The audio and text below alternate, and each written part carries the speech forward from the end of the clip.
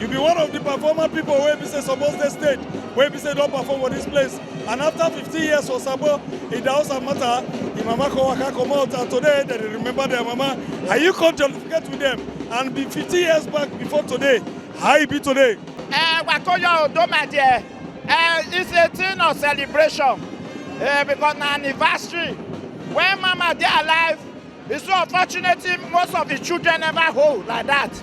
Now when some of them don't touch money, then they say it's a good thing to remember mama.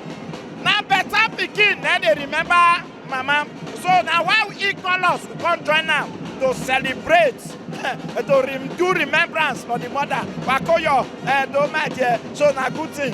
How you see the group today? Actually, me and not sabi dance, so but you see the food. Now dear me your day, Baba I chop everything. My problem now be say my soccer will go food tonight. But with waiting me chop soccer way more food here. Oh yeah, when you go tell TMC TV where they interview you today?